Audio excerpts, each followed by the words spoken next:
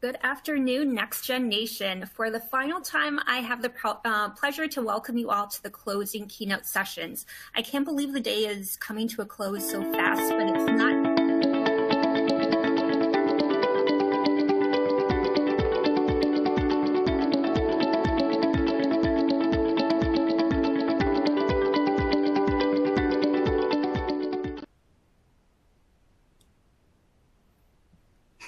Hello there, NextGen Nation. So are we on now? I believe so. I believe so. For the final, okay, awesome. So for the final time, I get to welcome you all to the closing keynote sessions. I can't believe this day is already coming to a close, but it's not over yet. We have two amazing speakers lined out to close this year's summit. We do, and before we get on to our incredible speakers, Sheila and I just wanted to take a second to thank all of you for being here with us today. We know it's really hard to prioritize professional development, and we can't thank you enough for attending the day, spending the day with us. But more importantly, we want to thank you for the important work that you do every day. We see you, we see the hard work you do, and we appreciate you. So from the bottom of our hearts, thank you for all that you do for this community. So with that in mind, let's do one of our poll questions here, and it is, are you feeling appreciated and ready to go back to your day-to-day job tomorrow?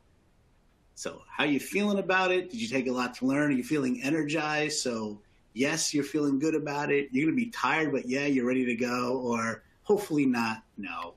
But let us know what you think. So once again, how are you feeling? You feel good about it? I hope you do. I hope you had a wonderful day. We have two great speakers for you. Let us know how you're feeling. And with that, I'm going to hand it back to Sheila to introduce our first speaker. Wonderful. So while you're all taking the time to answer that poll question, I'm going to introduce our first keynote. So to talk about setting effective boundaries from work life to home life is Tara Dawson-McGinnis. Tara works at the intersection of policy creation, implementation, and citizen and community voices. She has worked at New America since leaving the Obama administration, where she oversaw the federal teams working alongside city, nonprofit, and philanthropic leaders in Detroit, Baltimore, and Flint, and many other communities. She researches how networks, technology, management, and data practices can be used to tackle inequity and solve other challenges. But before I turn the floor over to Tara, let's see what the polling results look like. So it looks like the majority, over 50%, are ready and excited to get back. A few are going to be tired, a couple no's, and a couple unsure. Well, I'm excited for you all to kind of continue the day to learn more. And with that, I'm going to turn the floor on over to Tara. Thank you so much. And I'm just delighted to be here. My name is Tara McGinnis, and I'm happy to take a few minutes to talk about work and life and the working life and setting boundaries. I will confess that, over the last year, I put a book out with my colleague, another former federal leader, Hannah Schenk, about how to make government work. And so when I first talked to NextGen, I assumed, I'm happy to do a book talk. And they said, no, actually, we want to talk about boundaries. And it's a real challenge for a number of our leaders at different levels in the public sector. And I said, I have to be really honest with you. That's not what my book is about. And I get up every day and practice this. And I am not a black belt in work-life balance. So maybe you should find someone who wrote a book about that. And they said, no, we really, we understand that. And we'd like you to give this talk. So I wanted to give this disclaimer that I consider myself to be really actively asking the question how to make purposeful work and showing up for the people in my life work. And so the advice I give today comes with a great giant caveat that I too, like I'm sure many of you who are going back to work even though you're tired, are trying to sort. And so I thought that I would tell you a little bit about me and about a few key areas and frameworks that have helped me in my work. And that I really do consider myself to be a work in progress. But before I jump into that, perhaps it makes sense for us to kind of engage the group on a poll. And Doug and Sheila, maybe I'll turn it over to you. Definitely happy to, Tara. So for the next poll question, are you struggling with work-life balance? So please answer yes, I do find it difficult, or no, I'm doing this well and all is good. And Tara, while everyone's taking the time to answer that polling question, how do you expect the audience to be feeling from your talks with others, either in the government community or other communities? Have you found that a lot of people are struggling with balance? I certainly have. I think so much so that I almost reject this terminology. I have a colleague who's an amazing federal leader herself, who very early when I was starting a family was like, this term, work-life balance, it's not a thing. It's like a seesaw. And don't try to aim to have it balanced all the time. That people kind of hold themselves to an aspiration that will be in balance, and that there are some days when your children need you more, and there are other days when there's something urgent calling, and that balance may be measured over a different increment than a day or a week or frankly even a month. And so happy to talk that through, but I'm interested to see how this audience feels. Is this an A+, no, I'm doing this well, or are other folks like me kind of in the work of making it work? Definitely. So let's turn to the next. Let's see what everyone responded.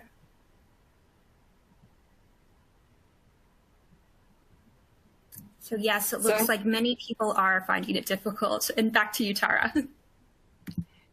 Thanks. And I think this is a good scene setting. I was going to, I kind of got to this, but is that even a thing? And I'm glad to hear that, nearly 40% of the audience really has tools. I'd sort of say, no.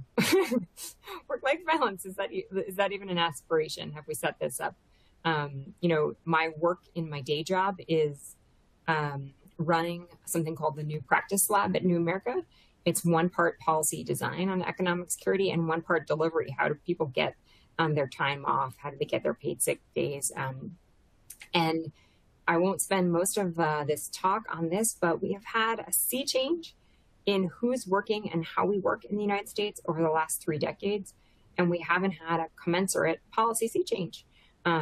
Really, it's a little over a generation and a half ago that you had the vast majority of families with children headed by a single breadwinner with someone who had home-based responsibilities. That wasn't everyone. My family, going back generations, has been an outlier to this, as many kind of first-generation families have. But that the norm was someone had the role of caring and feeding for America's children, and someone else had the breadwinning. And we have made a dramatic shift in having most households with children have more than one breadwinner, but there isn't some new person who's doing the cooking and cleaning and administrative work on keeping a household or apartment running. So I just want to say, before we get into tactics on how to deal with the day-to-day, it isn't you.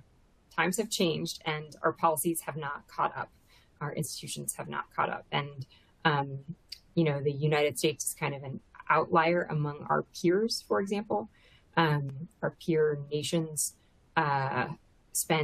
we're the only ones, high wealth country without any type of guaranteed paid leave. The U.S. spending on childhood education and childcare as a share of our GDP is among the lowest among countries that are like us. So this is not a talk on public policy around the ability to care for yourself and your family. That's not the talk I'm giving, but I want to just say it isn't about you. And I think we now as individuals have taken on a bunch of strategies, and that's what we'll spend most of our time talking about. If the idea that you're struggling, especially if you have young kids, you're not alone. And maybe I'll say, pop in the chat. I have a piece in the New Republic with a set of colleagues just about this, how especially for families with young kids, we're putting a lot of burden on individuals. So with that in mind, I don't want to leave you without some candid advice. I have made significant change over the arc of my career, now in my 4th decade, towards, I think, better tooling, better strategies for really engaging all parts of my life, both purposeful work, which is really important to me. And I know for a number of us, the opportunity to serve in the public sector is incredibly rewarding and a privilege, but also really difficult in the times we live in. So I thought today I would share with you basically 5 kind of pieces of advice and strategies that have been shared with me. So there's no new ideas here today. I'm just sharing a few things that have worked for me, and I'd love to hear in the chat and elsewhere whether some of these work for you. And I'll come back to this list, but I want to start by saying you have to start with where you are. You know, tiny gains matter. At some point, exiting my 30s, heading into my 40s, my calibration of intensity in the office, and for those of you who've worked in kind of a front office in an agency, a mayor's office, a governor's office, or in my case, in the White House, there are some places where there's kind of a ceiling on how family-friendly you can make a place. I had my first child working in the White House. It was really intense. And as I was heading into a different phase of life, I thought, I need to recalibrate and think, you know, but for me, I didn't really attempt. And I now realize, like, you know, I may not be kind of an average worker. I've had a series of intense jobs. I probably will again, but that I need to recalibrate off my own baseline. So what would it take for me to get 1% better every year at creating boundaries and space and time? And so if you think about a flight of a plane being kind of like the arc of your life, if you make, you know, minor calibrations, going from New York to LA, if you make little changes, you could end up in Alaska. And so really finding a way to say, like, what would be the things that I could do a little each year, a little each week, that over time, and that may be personal health. I think you may not get from being a person who has 7 days a week to kind of have a walk in the forest or time to play basketball, but what would it take over the course of your career, over your working life, to kind of calibrate from a place that feels, you know, where you are to even where you want to be in your 60s or 70s. So I think, you know, if you think about tiny changes over time, as you see here, I love this chart from James Clear about, you know, 1% better every day, or in the other direction on your health or your, you know, your well-being. 1% worse every day leads you to a really dramatically different place over time.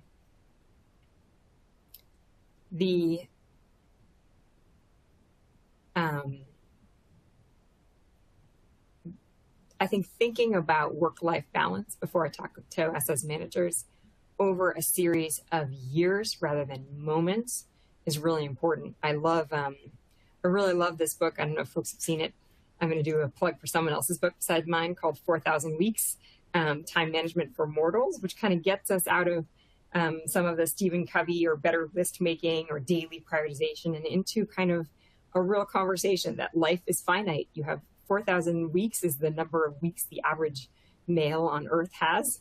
And so I think if you think about years, it's too many to really organize to.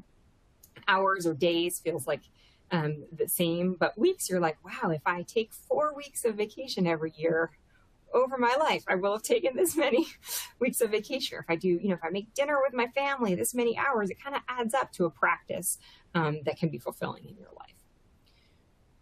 I want to take a moment to do some real talk with managers and to tell a story about one of my bosses. So I want to say, and maybe I'll just kind of take a pause and see, feel free to pop in the chat, you know, Y or no or N if you are a manager.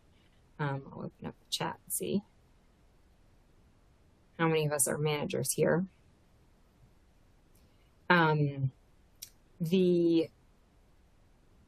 It does not matter if you say, I think people are tired and I really want you to take a few days off.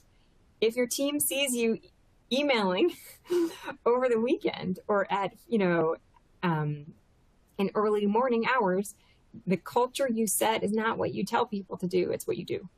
And I, you know, for years and years, I really worked to look out for my team, but I realized when they saw me kind of overworking or on email, I was sending a more powerful message about what I valued by what I was doing.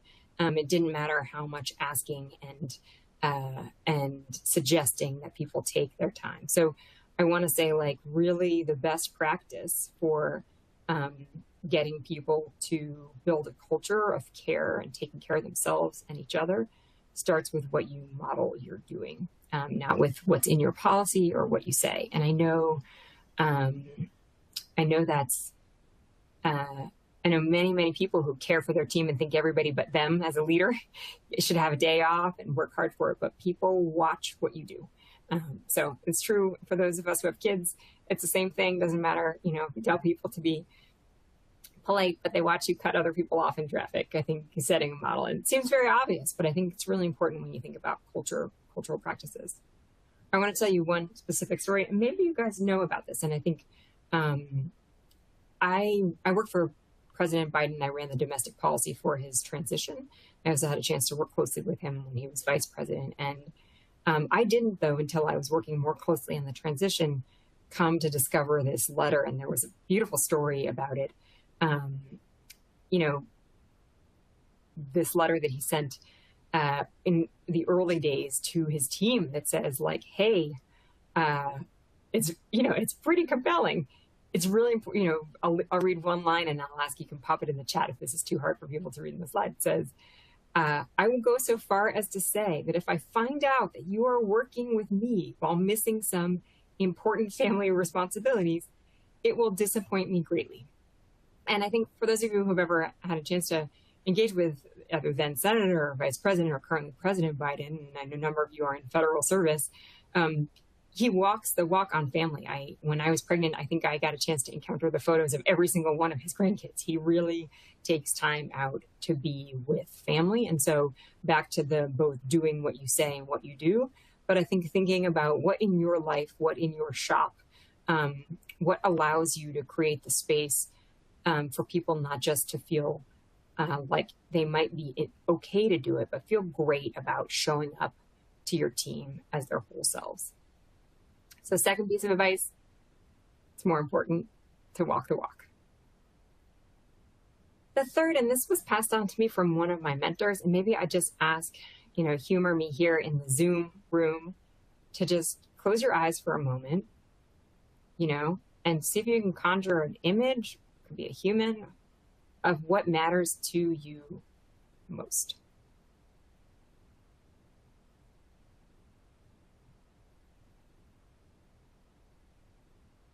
Okay. If you want, you can pop what that is into the chat. Maybe I just ask rhetorically, like, did anyone picture their inbox? You know, was it a piece of paper? Was it something? I think most people picture their parents or their kids or their partner or their, you know, the sunshine. I think very often we don't have, look at this, like 100% family, wife, son here in the chat. That's same for me. I have two incredible children. I'm blessed to have my parents in my daily orbit. And so it seems sort of self-evident, but if you think about the setup and the structure of how we work, there are a billion reminders to do things that don't matter that much. You know, for example, for those of you who are in government, you know, you're going to get, I think, at least a quarterly reminder to do some sort of slide-based security phishing training. You know, you can't go a quarter without doing it. Someone's going to send you an email. Someone's going to send you an email with capital red, like your PIV card upgrade has to happen. These things aren't unimportant, but there isn't kind of the same cadence of how are you making sure that before you're standing meetings with your teammates and you're standing meetings with your board and you're standing meetings with the things that get booked on a quarterly basis, that those include the things that matter to you most. So really like thinking through for a moment. And for those, you know, for those of us who have kind of a regular religious practice, there is a cadence where you show up at a certain time of the day and it occupies, but we've moved to a space where for a period, in very different times, everyone in the US had the same Sabbath and you couldn't shop or work during these hours and it held the time. And we've moved to, you know, a much more diverse and multicultural space, which is important, but it also means that it's on each of us individuals to kind of block the most important things in our lives and make sure they have proportional time. And I think, you know, I wanted to just sort of, this may seem like incredibly basic, but I think we have on demands on our time that are often we're being told you have to do this by Friday, timesheet by here, and there's no equivalent reminder for other things. So the advice that was given to me once is that I think, especially for those of us who are parents, you can end up litigating almost every day. Like, can I leave at this time? What should I do? And if you kind of hold what matters most, what did you picture when you close your eyes, and not try to, with every calendar invite, be litigating what matters. Just decide what matters once and try to make your schedule look as much as possible like what matters to you. And I know that's much easier said than done, but really holding the big ideas. So this next piece is going to sound kind of out there, but it goes hand in glove with someone's going to remind you to do your security upgrade. No one is going to remind you to send a card to Aunt Bertha. And so sometimes the things that are really important end up being on the to-do list for way too long. And from another leader and writer, Joseph Goldstein, calls this cultivating instantaneous generosity. If you're like me, you may be walking or showering or in the middle of some other meeting when you're like, oh, I really need to send that person flowers. They look down. Just give a text or call. There's an amazing new study out from psychologists about how much, even in people who are far outside your network and who you haven't talked to in a long time, how much a text that says, I really care about you, I'm thinking about you, means to people over time. So I want to encourage you to try this practice of cultivating instantaneous generosity, which means the second you think of, gosh, those guys are great. They're doing really good work at the church. I'm going to send them some money. Just do that thing right then. Don't wait. Don't put on the to-do list. Those things that are good for us, it warms our heart to be connected and human, but also it helps someone else out. They kind of work outside our normal productivity architecture. So like no one will push them to the top unless you do. So the moment you think of it, just do it. And I've been trying this. It brings me a lot of joy. As a person who often buys more greeting cards than I send, I'm trying to literally fill them out the moment I buy them. One more practice. So I'm going to close here, but I wanted to kind of close where I started and say, I'm in it with you all. For those of you who really feel like this is still a challenge for you, I'm there with you. I love, Rainer Maria Rilke, the philosopher. And I won't read all of this to you, but I think rather than trying to say, I'm getting an A today on my work-life balance or my boundary setting, I'd encourage you to do what I'm doing here, which is to live hard into the question, what's a good working life? And isn't this fascinating? And isn't this going to change over time? So, Rilke says, if you live the questions, perhaps over time, gradually, without noticing, someday you'll have the answer. And rather than kind of in any moment judging yourself about your boundary setting, to just open up to the question of what does it take here? So I'm going to wrap it up. I'm really grateful to be here with you. Here's my 5 pieces of advice for those of us in a society who are being asked to do it on our own. And I hope that in your work and your lives, you really find the spaciousness to do what matters most to you. And I know that the culture of our time may not always cultivate that. So thank you so much. And thanks for having me. NextGen. It means a lot to be here with leaders like you. Awesome. And thank you, Tara. It was a great talk. And it's such a timely topic. And the struggle is so real to find that balance. And I do want to say one thing. This is Tara's book. And you should go out and get it. She wrote this during a pandemic while taking care of young children and managing work-life balance at the same time. So I think you're a living and breathing example of leadership and walking the walk and talking the talk. So much appreciated on your session today. All right. We are up to our final speaker. Our final speaker is going to talk to us about how we can be more than a cheerleader and how to truly inspire your team. So if you think about our day today, we've really had a lot of motivation and inspiration throughout the day. And today we're going to close it out with, how do we take that next step in our supervisory and managerial journey to really inspire a team? And to lead this conversation is Dr. Sheila Wright. And Dr. Wright is the director of the Office of Strategy at IRS. Dr. Sheila, welcome, and the floor is yours. Thank you, Doug, and thank you and the team again for the opportunity to share. I've always been fascinated by the leadership dynamic, right? From watching my dad lead various types of organizations, community building organizations, religious organizations, and civil rights organizations, to even studying leadership and the social phenomena of leading people, all of that scholarly stuff, and the importance of impactful leadership behavior. I continue to explore those attributes that are needed to be an effective leader. So for me, the leadership journey is an evolving one. Whether you've been leading for 3 years or 30 years, there's always room to grow our leadership ability. One thing we have to acknowledge is leadership is a process, that it's not a team of one, and that followers are just as important in the process as leaders are. Those who study leadership know followership to be a reciprocal process of leadership that refers to the willingness to follow within a team or organization. And it is my opinion that the dynamic of leadership and followership is a sort of a dance, which is transformative in nature. Transformative in the sense because the relationship between the two gains something from the dance or the exchange. So in the chat, I'd like to hear if you ever thought about leadership and followership in that kind of context. So one of my favorite thought leaders in the transformational leadership space is James McGregor Burns. He writes that transforming leadership is a process in which leaders and followers help each other to advance to a higher level of morale and motivation.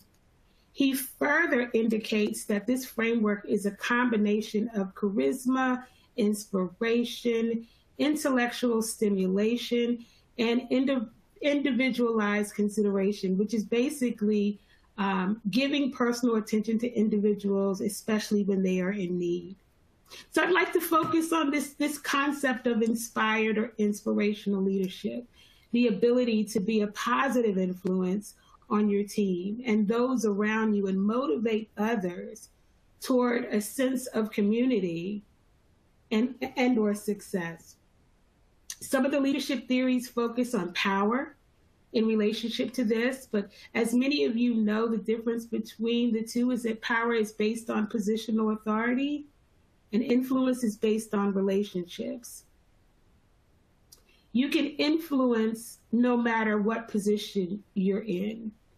This foundation of inspired or inspirational leadership is based on building relationships within your teams and among your organizations. So, a couple of things that I'd like to share. When we inspire as leaders and managers, we stimulate our followers or team members to be more reflective internally. When we inspire as leaders and managers, we encourage the kinship among the team while still embracing our differences.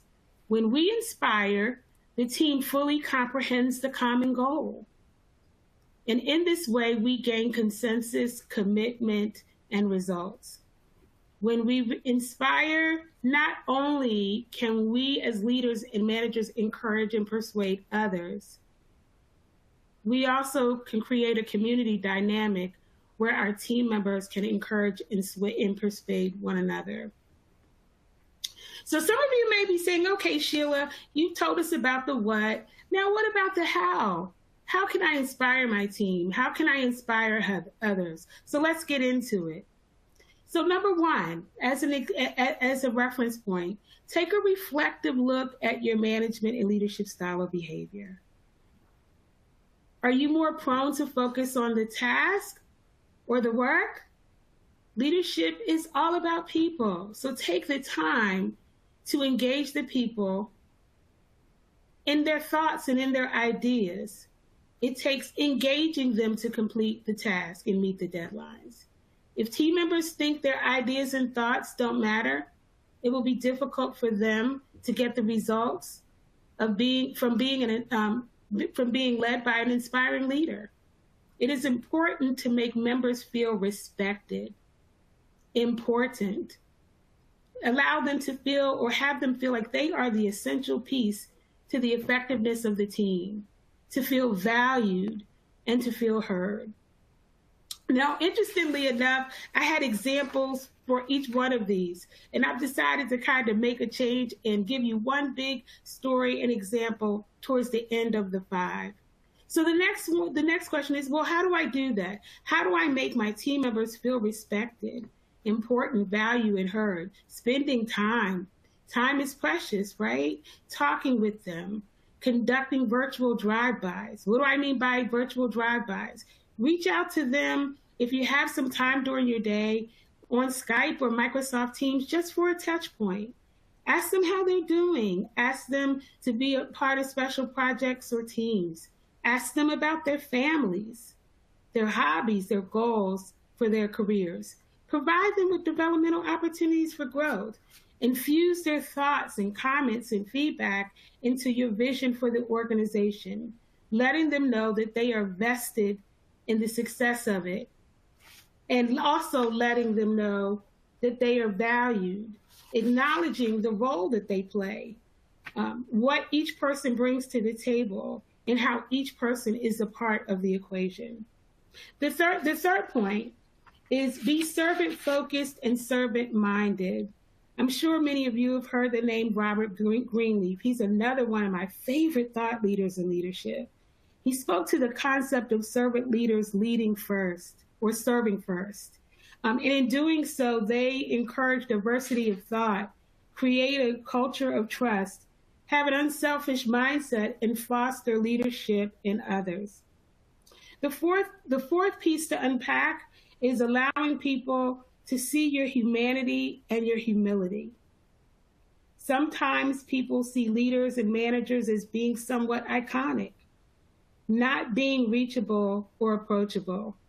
Be open to sharing about your leadership journey, about your hobbies, about your family, your favorite things to do. Don't be timid about exploring the things that you have in common with your team members. And I'll give you a good example of that. Consider becoming a mentor or coach to team members in your organization and let them know that we are all in this together. And my 5th point in this one, develop and communicate your own leadership mantra, your own leadership code, your own value system, and stick to it. When we inspire leaders, they want to know, or when we inspire our team members, they want to know what you believe, what you adhere to, what's your code. And they, in turn, as they get to know you, that will become their code. So they are looking for more from their leaders and managers. They want to know more about their leaders and managers and how we can become more cohesive as a team unit. So my last thing with this is, now some of you, I know many of you are in the federal government, and you may say, okay, Sheila, how do I go about developing myself to gain more of those skills? How does that align to the executive core qualifications or the leadership competencies that is in a part of the OPM leadership development framework? From that developmental and coaching perspective, I can imagine that some of you are asking this question. And so I will share with you, I went back and I looked, I'm pretty aware of all of the competencies, the 20+ leadership competencies. And so the foundational competencies before you even get to each ECQ is interpersonal skills, oral communication, integrity, honesty, written communication, continual learning, and public service motivation. And all of those are directly aligned to those competencies that an inspired leader has.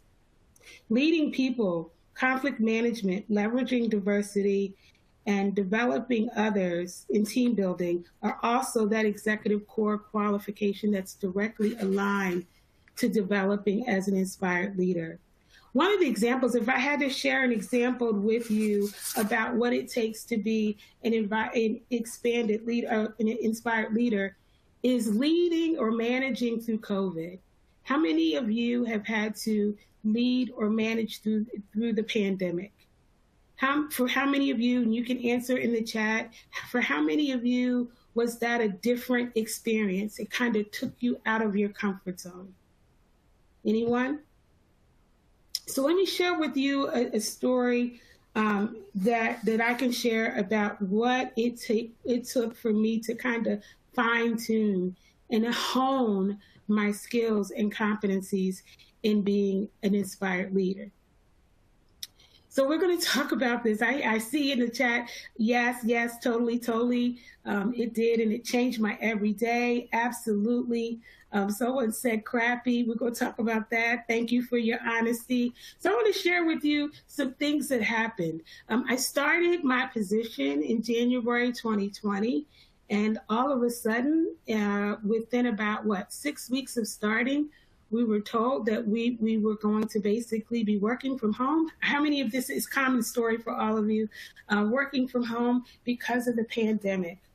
And at that time, everyone, I was responsible for a team of over 260 people that were geographically dispersed all over the country at every leadership and employee level. And a lot of information was getting back to me about our employees and how they were feeling. And so I wanted to reach out to each and every one of them. And the way that we did that was through a combination of Skype and Zoom. And the interesting thing about that is when I started to engage them, it was interesting that how honest they were about how they were feeling. We had employees who had themselves had COVID, family members had COVID, family members have passed away from COVID, employees who were struggling because they were people persons and they were used to being around people, and all of a sudden they're at home by themselves. Imagine me talking to them to check on them to see how they were doing. And, I had employees that were saying, I'm in this house all alone with no one to talk to. That in and of itself scared me because as they were typing that out, I felt that. And I became very concerned about their well-being, not their work-life balance, their mental, emotional well-being, and that they were not just well, but safe. And so I instructed my team, I said, instead of doing this once a month, let's do this every 2 weeks.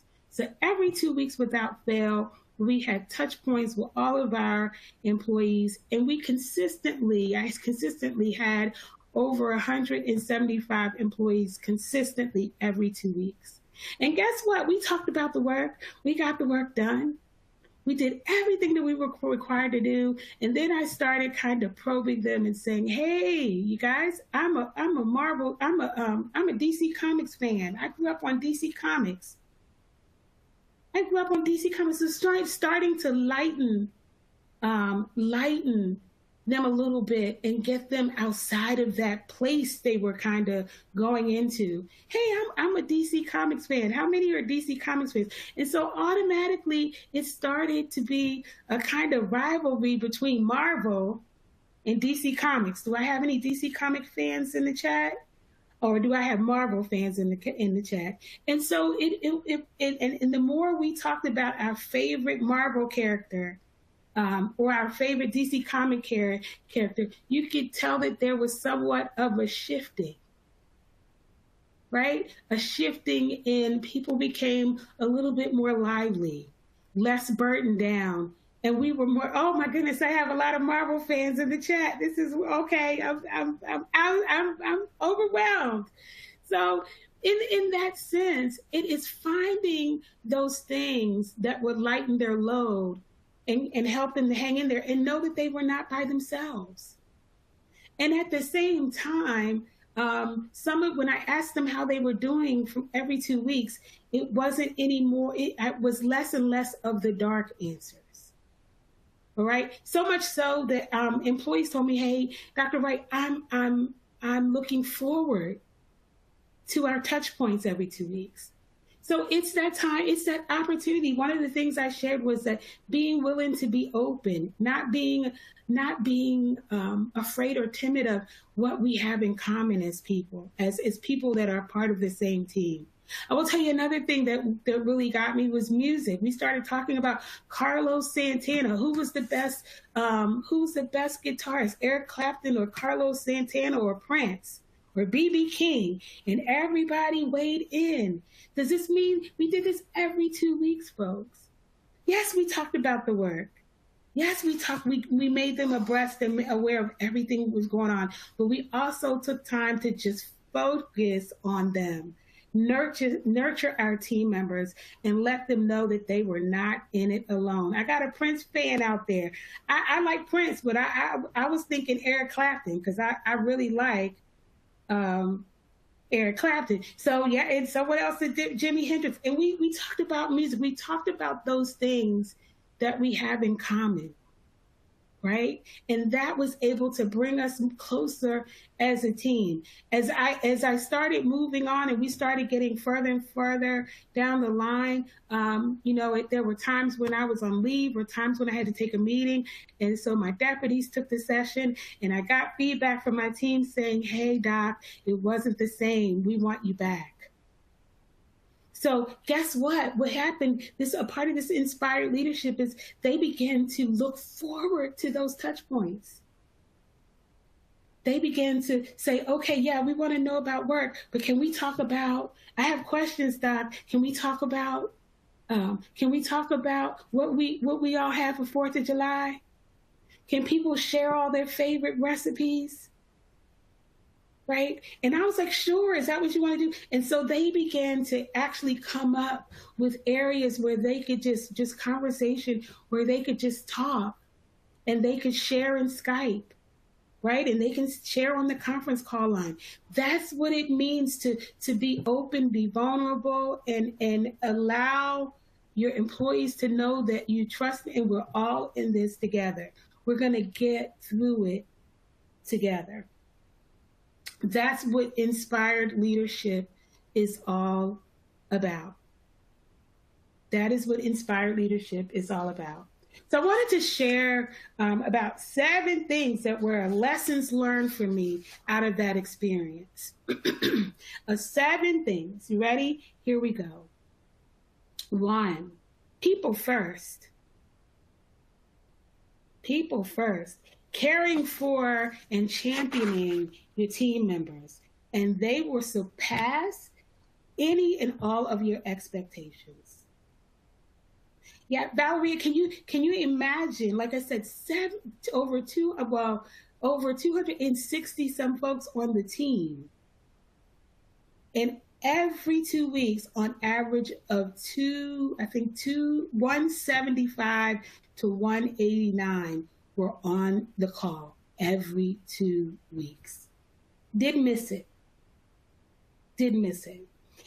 So people first, caring for them, nurturing them, letting them know that you're genuinely concerned for them and their well-being and their wellness. The second one is fostering an environment of innovation. I'm amazed when my team members come up with something that I never even thought about as to how to solve a problem, right? And they say, hey, Doc, I want to run something by you. And I mean, this whole idea of community, I refer to those touch points as building community. This whole idea of community really far surpassed my idea of what would happen with our team. Because they started reaching out to me in Skype, hey, I want to share an idea with you. Have you ever thought about? And I was like, no. I said, hey, write me a white paper, get it back to me, get on my calendar, let's discuss it. And so even out of that, at working at building community and establishing a level of comfort and knowing that they could trust me because I really did honestly and truly care about them, they began to share their thoughts and ideas with me. And then we began to work those ideas. They far surpassed anything that I could imagine in the way of thinking of solutions to some of our challenges and building community and the out-of-the-box thinking. The third piece, letting them know, hey, we can accomplish anything as long as we stick together as a team.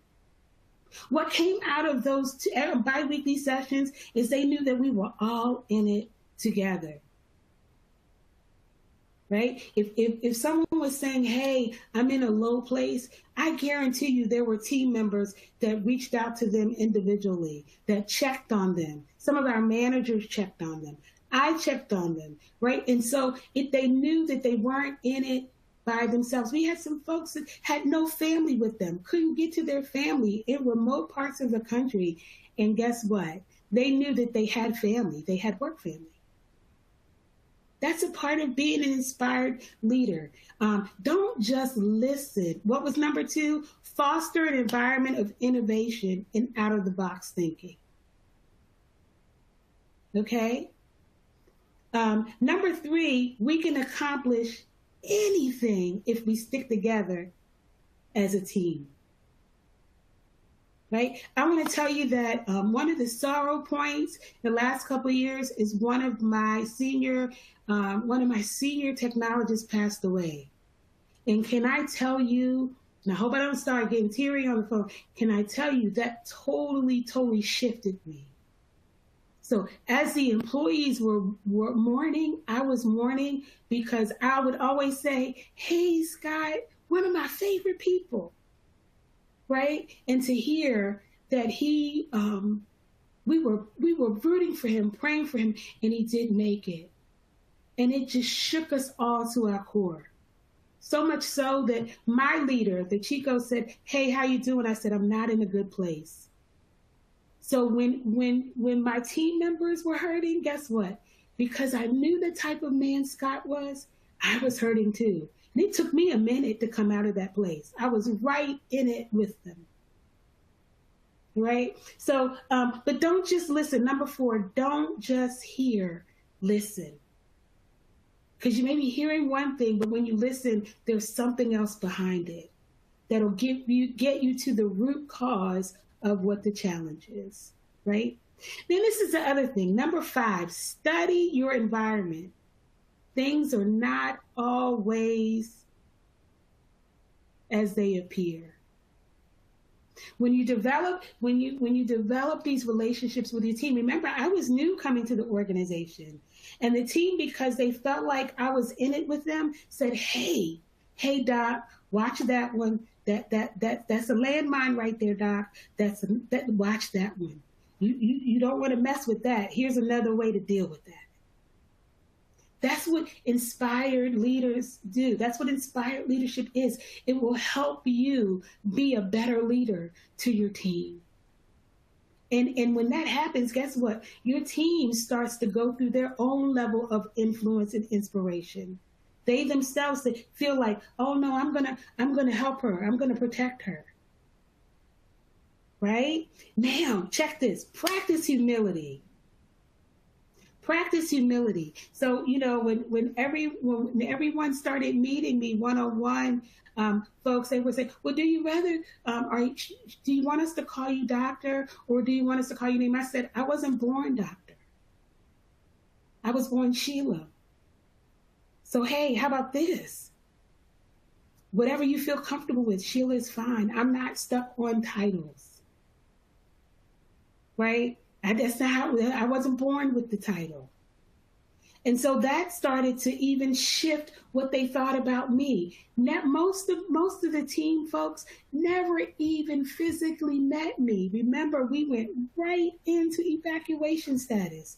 We went right into full-time telework status. So a lot of them met me either through Zoom or Skype, but never met me in person. Can you imagine that? Leading virtually? Leading virtually will cause you to keep that continuity among your team. It will cause you to think differently about how you can reach them. So practicing humility. The 7th point was the lessons learned from me. Stay true to your own personal value system.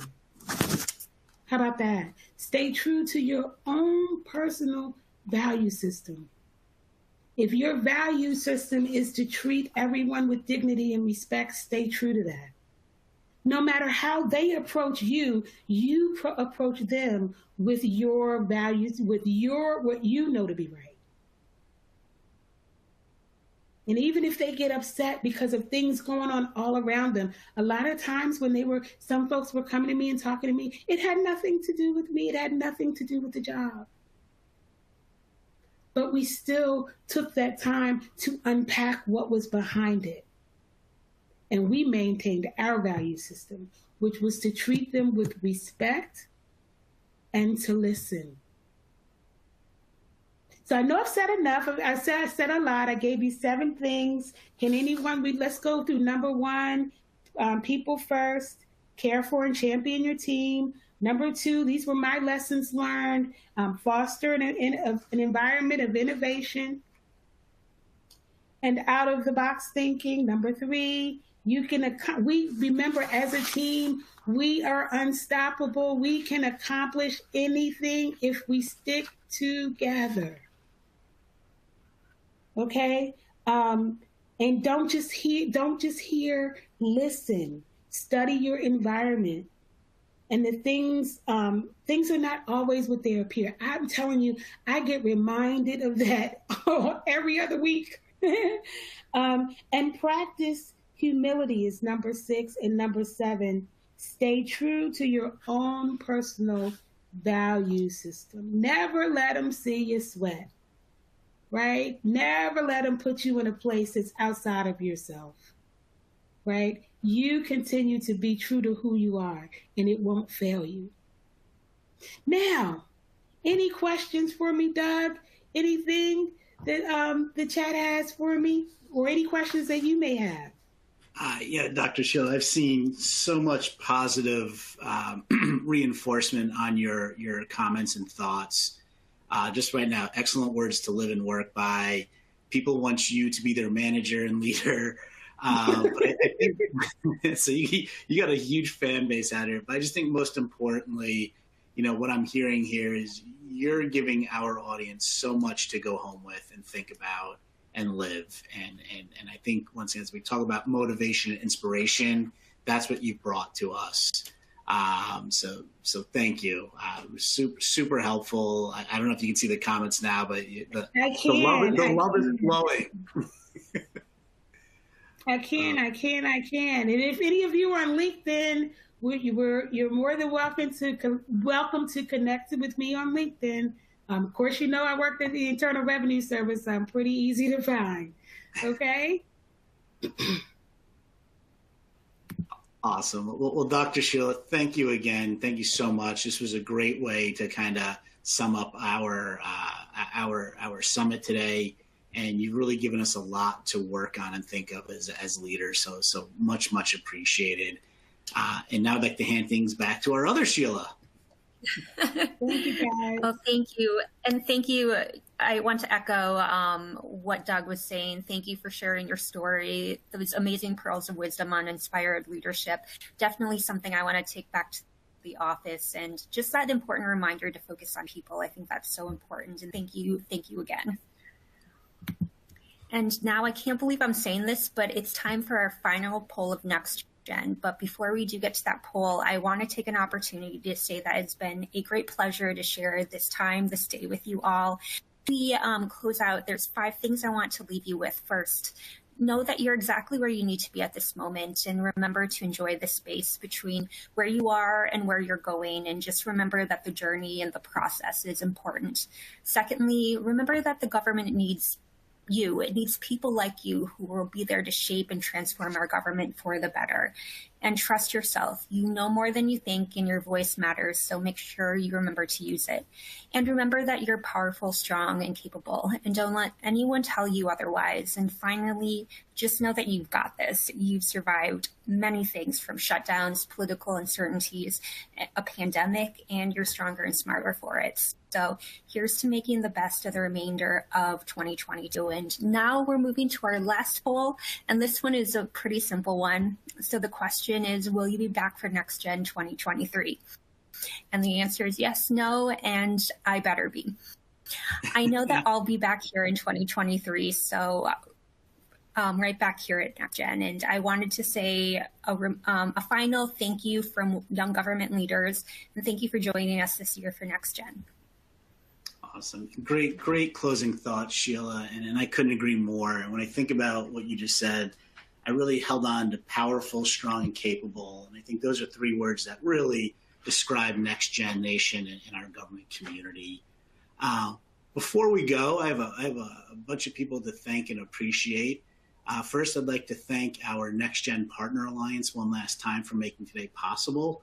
Their generous support has allowed us to provide this year's summit for free for all of our government community members. And the Partner Alliance members are Red Hat, Rubric, GEHA, Blue Cross Blue Shield, American University School of Public Affairs, and Government White Papers. Thank you so much for making NextGen a reality for all of us. I also like to recognize Sheila. Sheila is the president of YGL, and her term ends, I believe, at the end of this year. Sheila's done an amazing job in her couple of years as president, and has really been an asset to both young government leaders, NextGen, and the government community as well. So Sheila, thank you for your service. You've done a great job, and it's very noticeable the impact you've had on the organization of young government leaders. I'd also like to thank all of our speakers today. Thank you for your time. Thank you for your wisdom. Thank you for your motivation. Thank you for everything. We rely on you to bring such great content and training to our government community. And in our 13th year, you continue to deliver, and I couldn't be more grateful. I want to thank the entire GovLoop team. You don't get to see all the faces behind the scenes, but you actually will if you watch our video at the end. But NextGen is only possible from the collective effort of this team. That's Emily, John, Leah, Karina, Jessica, Eric, Casey, Caitlin, Maddie, Jacqueline, Blake, Callista, Andrew, Julia, Candace, Kelly, Lauren, Megan, Mark, and Susan. Thank you, team, for making NextGen a reality. Thank you for making a really great day for all of us. From all of us to you, thank you for everything you do in public service. You guys are awesome. Go out, do good work. We'll see you in 2023, and hang on for a video, and you can see the faces of GovLoop that was behind this NextGen. Once again, thank you, everybody. We appreciate you. Have a great day.